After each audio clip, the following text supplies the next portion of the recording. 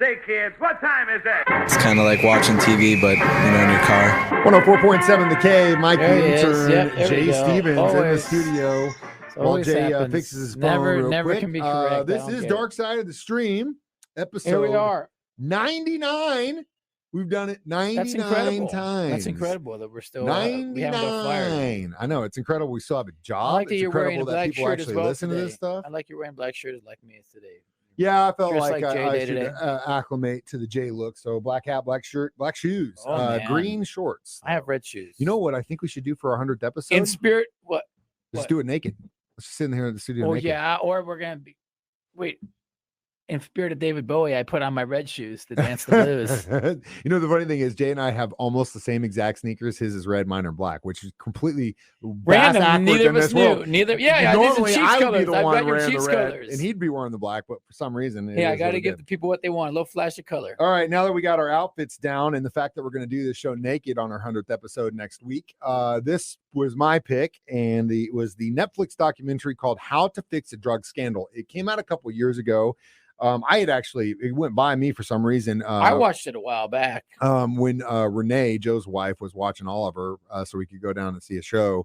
I came back in and she was watching this on TV. So while we were talking to her, I kind of watched a little bit of it. I was like, dang, that's crazy. So that's why I picked it. Anyway, this documentary tells a story of the mishandling of drug evidence. And we're not talking about one mistake, one or two or three or four. We're literally talking about upwards of it could be as high as 80,000 cases between the two women that were involved in this. And before we go down into this story, because we're going to have to talk about each female and her thing, her thing individually, because they're both crazy. And the fact that one happened right after the other just shows you a complete system of mismanagement that is probably not just specifically in the state of Massachusetts here. It was probably at one point across the board. And it really, if you got a good attorney, they do their homework, which in one case, that attorney did some. There was a really only reason we knew about this because the state was legitimately trying to cover it up. Yeah, man. It happens a lot. And it goes back to what we always say. There are good police officers out there. There are good judges. I don't know if they're really good politicians, but there are good people in the justice system that are trying to actually do good work. But again, it's a question of power, and it breaks my heart because you see these how recently an off-duty police officer pulling a gun on somebody after a road rage incident, and that guy is wearing a badge, right? These people literally have got these people's lives on the line. One little check of a box could be from one of these lab technicians. The guy's going to jail for life, right? And crazy. And you look at. So in this case, one of these women that was literally smoking crack 10 to 15 times a day, how hard it is to get a job at Costco, right? Yeah. Okay. Like random here, pizzas. how hard it is to get a job here? Hell, I do. You know what I mean? And these people have these people's lives on the line. And this chick is smoking crack in the bathroom. In the evidence lab, taking evidence and smoking it. And then it's got to make you so angry at the system. It's got to. I don't know how the hell you can watch this and just not be. I'm so glad it wasn't the state of Missouri. Yeah, I would have been burn it down. Yeah, this is up in Boston or but it's crazy. It's just an insane story. And we'll start with the first lady that got busted on this crazy trip. How to fix the drug scandal next. Dark Side of the Stream on 104.7 The Cave. Mike the Intern, remembering that I've got a job to do today. It's Dark Side of the Stream on 104.7 The Cave. It's not all rock and roll parties here at the radio station. You got to do things. Sometimes we have to do investigative journalism. Yeah, right. That's what we did today. So we're discussing the documentary How to Fix a Drug Scandal. And the story starts talking about a woman. Her name was Annie Ducan, I believe. And she was working for the drug testers in Massachusetts. Crime lab or whatever, right? Is that what it's called? And at first, everything was good.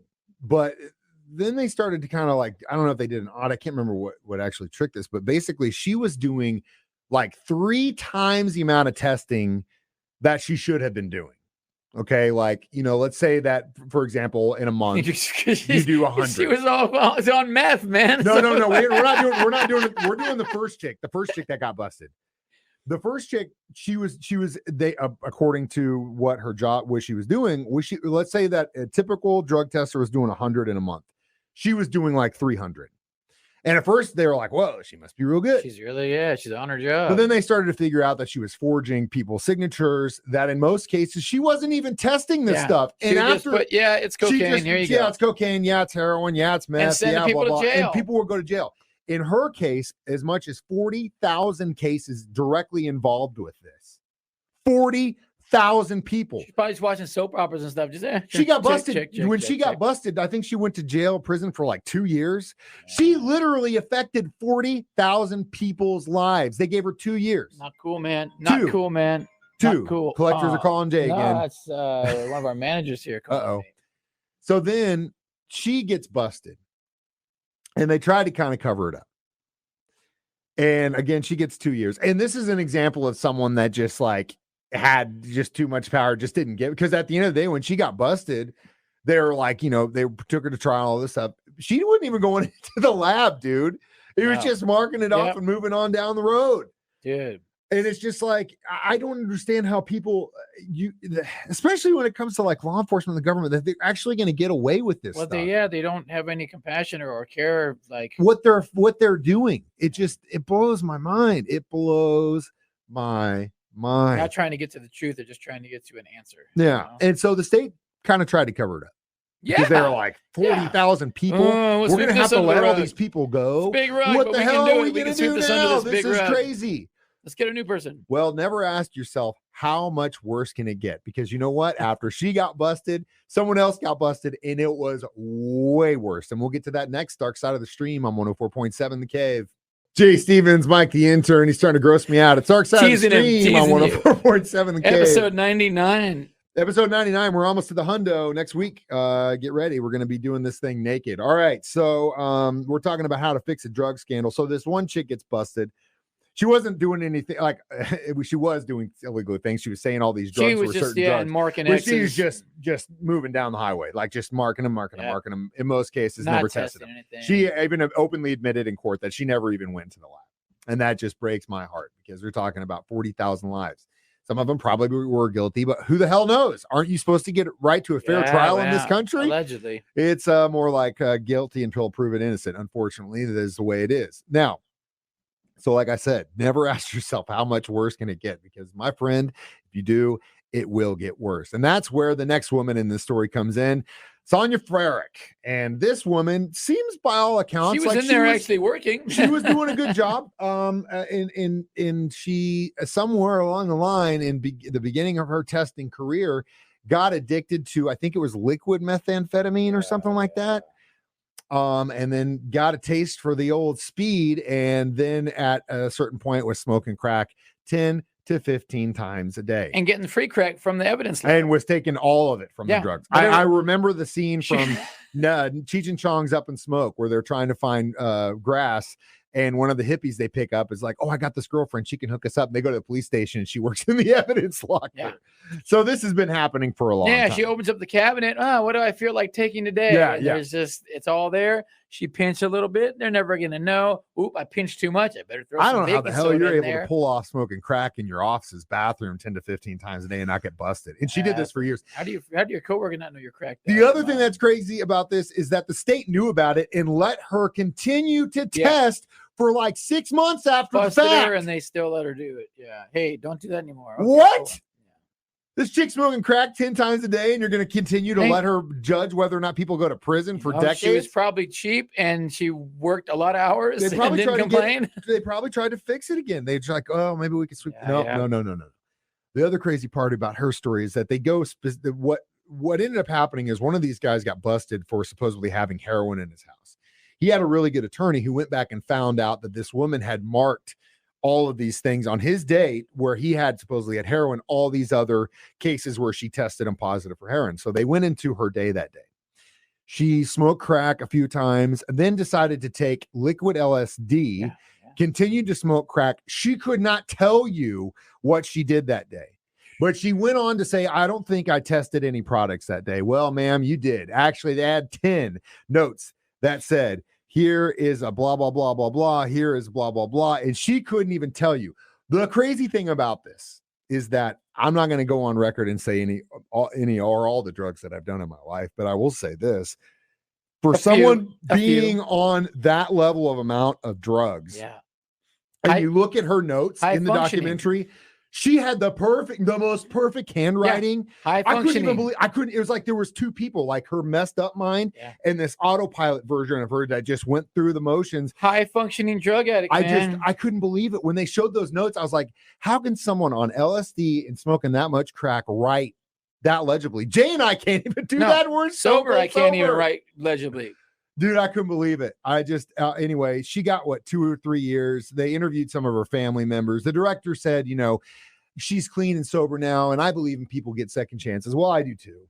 I do believe in second chances, but man, I don't know if the justice here is best served for these two women, because like I said, each person was probably responsible to anywhere around 40,000. Hopefully somebody's looking into those cases. And, dude, as soon as it has to. It's a lot of cases, though. It's a lot of work. It's a lot of people, and there's probably a lot of attorneys that are jumping at the gun to make the government look bad. But at the end of the day, justice needs to be served. I don't think these women sitting in a jail for 2 years definitely deserves that. Sucks for the people that were maybe wrongly accused, because for sure there was some wrongly accused. And again, it's a free pass for the people that were actually dealing heroin to say, well, no, how do you know it was? What do you do? Right. Now they're back out on the street too. So it's both sides of the coin. Yeah. They screwed up royally, and so did the state of Massachusetts. Big time. We will give it our own drug testing kit next. Dark Side of the Stream on 104.7 The Cave. 104.7 The Cave. Mike the Intern, Jay Stevens back in the studio. One more time for How to Fix a Drug Scandal on Netflix, our episode of Dark Side of the Stream. So how many botched drug tests would you give this documentary? 3.5. Yeah, it's pretty standard. It wasn't a bad documentary. I thought it wasn't heavy-handed because they had so much to talk about. It didn't drag out like sometimes they drag out. No. It was to the point. Average, Filmmaker, I think, did a good job of telling the story. I don't agree with him in the sense that he kind of, tries to make Sonya look a little bit more better than she's rehabbed. Dude, you screwed up so many people's lives. You have no idea. And I hope you wake up every day knowing that you did, because that ultimately should be the best form of punishment, but we'll see if that actually happens. I agree with you. 3.5 botched drug tests. All right. So Jay gets to pick our 100th episode. What are we going to watch? And we kind of talked a little bit about it just because, we had some options for 100th episode, but I think one movie or set of movies that really has impacted our lives, probably everyone out there's lives, is the Star Wars series, the original Star Wars ILM documentary about the guys that basically created modern day special effects. A ragtag bunch they threw together. They didn't know what they were doing, and they ended up making Star Wars. And bunch of pot smoking hippies, a bunch of guys from the beach experiment, and they just wouldn't take no, or were too dumb to know that, hey, this is impossible, and they just went for it, man. And it's amazing. It's an amazing documentary. And as far as special effects go, Industrial Light and Magic were the guys. They still are the guys. I mean, yeah, they are, but definitely any kind of movie that had special effects in the late 70s, 80s, it was them. These were the guys, and they were just a bunch of goofballs, nerds, outcasts, and they figured it out, man. So it's a good one. It's a very good documentary. Tune in next week, 9 a.m. to watch Jay and myself naked on Dark Side of the Stream, our 100th episode. I'm Mike the Intern. This is Jay Stevens reminding you, we watch documentaries so you don't have to. It's Dark Side of the Stream on 104.7 The Cave.